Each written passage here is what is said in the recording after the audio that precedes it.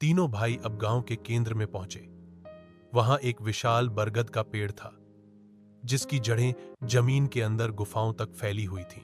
पेड़ के नीचे एक काला दरवाजा था, जिस पर लिखा था, अंतिम आत्मा इक्कल्स अंतिम बलिदान। झबरू ने कांपते हुए कहा, यहीं इस नकली गांव का असली राज छिपा है। बरगद के पेड़ के नीचे बने काले दरवाजे से धीरे धीरे धुंध उठने लगी। झबरू ने साहस जुटाकर दरवाजे को खोला। अंदर गहरी खामोशी थी। अचानक जमीन कांपने लगी और दरवाजे के भीतर से एक विशाल काली आत्मा निकली। उसका आकार पूरे पेड़ से भी बड़ा था। चेहरे पर न आंखें थीं, न मुंह, सिर्फ एक काली धुंध जिसमें हजारों आत्माओं की चीखें गूंज रही थीं।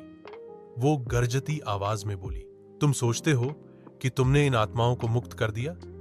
नहीं, ये गांव ही मेरी दुनिया है और अब तुम हमेशा के लिए मेरे शिकार हो। जानलेवा संघर्ष काली आत्मा ने अपनी धुंध से तीनों भाइयों को जकड़ लिया।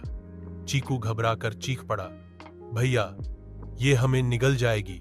युग ने काली किताब उठाई और मंत्र पढ़ने लगा, लेकिन आत्मा हर मंत्र के साथ और मजबूत होती जा रही थी। झबरू ने गुस्से में कहा, यह मंत्र इसे हराने के लिए नहीं, इसे बुलाने के लिए लिखा गया है। हम फंस गए हैं। बलिदान की मांग काली आत्मा ने अपनी आवाज गूंजाई। अगर इस गांव से बचना है तो एक को अपनी आत्मा मुझे देनी होगी, वरना तुम तीनों यहीं हमेशा के लिए परछाई बन जाओगे। भाइयों की सांसें थम गईं। कुछ पल की खामोशी रही। फिर चीकू कांपते हुए बोला, अगर यही रास्ता है तो मैं बलिदान दूंगा। झबरू और युग ने उसे रोकने की कोशिश की, लेकिन काली आत्मा ने हंसते हुए कहा, बहुत देर हो चुकी है। खतरनाक अंत अचानक जमीन फट गई और चीकू नीचे खिंचता चला गया। उसकी चीख पूरे गांव में गूंज उठी। बरगद का पेड़ लाल आग में बदल गया और नकली गांव धीरे धीरे राख में बदलने लगा। झबरू और युग ने आंखें खोली तो वे फिर से उसी गुफा के अंधेरे में खड़े थे। चीकू उनके साथ नहीं था, लेकिन गुफा की दीवार पर खून से लिखा था, यह तो बस शुरुआत थी, अगली गुफा में असली खेल शुरू होगा। युग ने कांपते हुए कहा, हमने सोचा था कि आत्माओं को मुक्त कर देंगे तो सब खत्म हो जाएगा, लेकिन अब तो ये और गहरा हो गया है। झबरू ने मशाल उठाई और बोला, चीकू की आत्मा को बचाने का एक ही रास्ता है, अगली गुफा में जाना। गुफा की दीवार धीरे धीरे खिसकी और एक नया और भी अंधेरा रास्ता खुला, जहां से ठंडी हवा और रहस्यमयी फुसफुसाहटें आ रही थी। नई गुफा का रास्ता झबरू और युग धीरे धीरे अंधेरे रास्ते में कदम बढ़ा रहे थे। गुफा के अंदर हवा बेहद ठंडी थी और दीवारों से पानी टपकने की आवाज गूंज रही थी। अचानक दोनों ने सुना, भैया बचाओ मुझे। वो चीकू की आवाज थी। दोनों भाई हक्का बक्का रह गए। युग ने कांपते हुए कहा, ये तो चीकू है, लेकिन वो तो आत्मा को समर्पित हो गया था। रहस्यमयी मुलाकात जैसे ही वो आवाज का पीछा करते गए, सामने एक चमकता हुआ नीला घेरा दिखाई दिया। उस घेरे के बीच चीकू खड़ा था। वो बिल्कुल वैसा ही लग रहा था जैसे पहले, लेकिन उसकी आंखें हल्की नीली चमक रही थीं। चीकू बोला, भैया, मैंने अपनी आत्मा नहीं खोई। आत्मा ने मुझे निगला जरूर था, पर इस गुफा ने मुझे फिर से जन्म दिया है। लेकिन मैं अब पूरी तरह इंसान नहीं रहा। सच्चाई का खुलासा। झबरू ने चौंक कर पूछा, मतलब तू कहना क्या चाहता है? चीकू ने धीरे से मुस्कुराते हुए कहा, इस गुफा ने मेरी आत्मा को बांट दिया है। आधा मैं तुम्हारा भाई हूं और आधा इस गुफा की कैद में। अगर मैं तुम्हारे साथ रहना चाहता हूं तो हमें इस गुफा की असली आत्मा को हराना होगा। तभी गुफा की दीवारों से खून रिसने लगा और एक भारी आवाज गूंजी, ये गुफा मेरी है और अब चीकू भी मेरा है। नया मिशन। तीनों भाई अब एक नए संघर्ष में थे। झबरू ने दृढ़ स्वर में कहा, तो अब हमारी लड़ाई सिर्फ आत्माओं को मुक्त करने की नहीं, बल्कि चीकू की आत्मा को पूरा वापस लाने की है। गुफा की गहराई में 3 नए रास्ते खुल गए। हर रास्ते से डरावनी फुसफुसाहटें आ रही थीं। पहला रास्ता, दर्पणों की गुफा। तीनों ने सबसे बाईं ओर का रास्ता चुना। अंदर जाते ही उन्होंने देखा कि गुफा की दीवारें चमचमाते शीशों से ढकी हुई थीं। हर शीशे में उनकी परछाइयां नजर आ रही थीं। लेकिन अजीब बात यह थी कि परछाइयां उनकी हरकतों से मेल नहीं खा रही थी। चीकू ने डरते हुए कहा, भैया देखो, मेरी परछाई तो मुस्कुरा रही है जबकि मैं हिल भी नहीं रहा। भयानक भ्रम जैसे जैसे वो आगे बढ़े, शीशों में मौजूद परछाइयां और डरावनी होती चली गई। युग की परछाई ने उसके गले पर हाथ रखा, मानो उसे दबा रही हो। झबरू की परछाई खून से लथपथ थी और चीकू की परछाई धीरे धीरे उससे अलग होकर शीशे के बाहर निकलने लगी। चीकू घबराकर बोला, ये मेरी आधी आत्मा है। अगर ये मुझसे अलग हो गई तो मैं हमेशा के लिए अधूरा रह जाऊंगा। तभी चीकू की परछाई ने उसकी ओर हाथ बढ़ाया और बोली, अगर तू मुझे अपना ले तो मैं तुझे और मजबूत बना दूंगा, वरना तू हमेशा के लिए मिट जाएगा।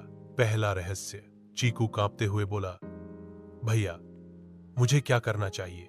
झबरू ने चिल्लाकर कहा, यह तुझे धोखा दे रही है।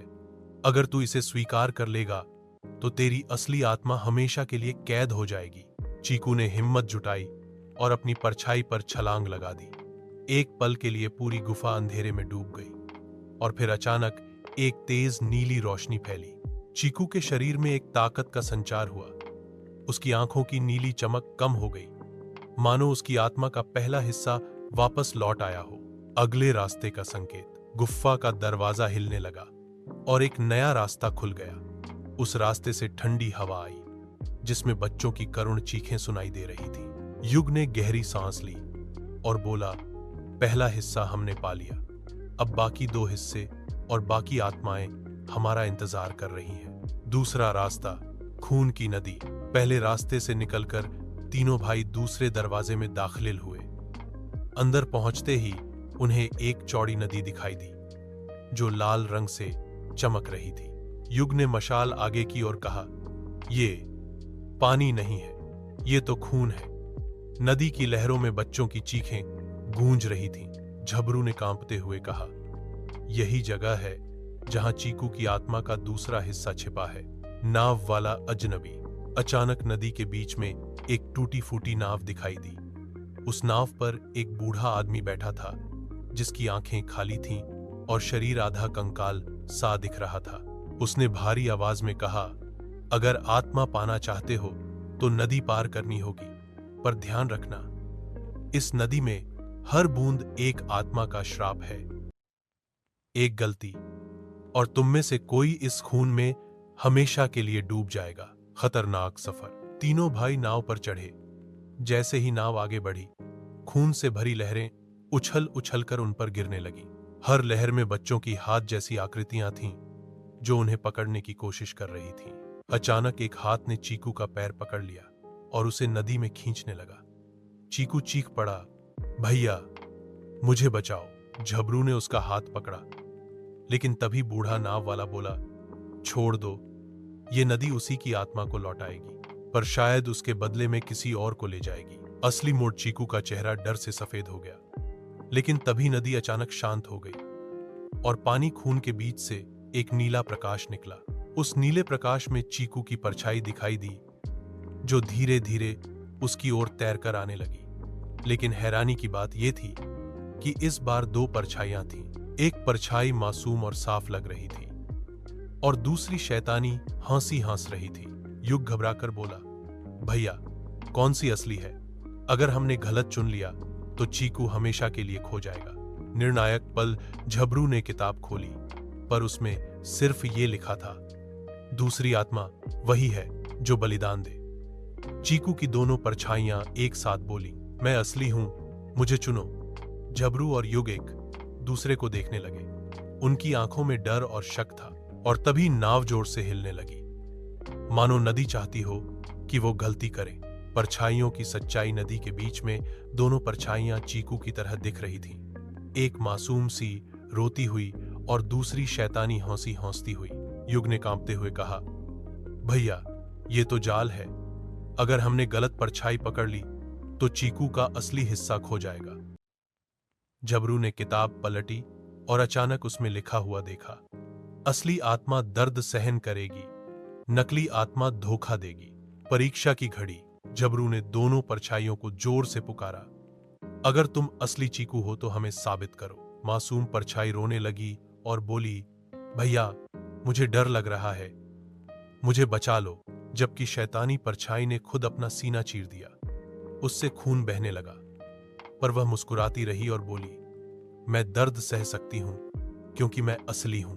युग चौंकर बोला, भैया किताब में लिखा था कि असली आत्मा दर्द सहन करेगी, तो यही चीकू है असली ट्विस्ट। झबरू ने सोचा और अचानक चिल्लाया, नहीं, ये नकली है। युग और चीकू दोनों ने चौंक कर पूछा, क्या? लेकिन क्यों? झबरू ने गहरी सांस लेते हुए कहा, क्योंकि हमारा असली चीकू कभी अपनी ही आत्मा को चोट नहीं पहुंचाएगा। ये दर्द दिखा रहा है ताकि हम धोखा खा जाएं। असली चीकू वो है जो अभी डर से कांप रहा है, क्योंकि वही उसकी मासूमियत है। निर्णायक क्षण। झबरू ने बिना देर किए मासूम परछाई को पकड़ लिया। तुरंत ही पूरी गुफ्फा कांपने लगी। शैतानी परछाई चीखते हुए लाल धुंध में बदल गई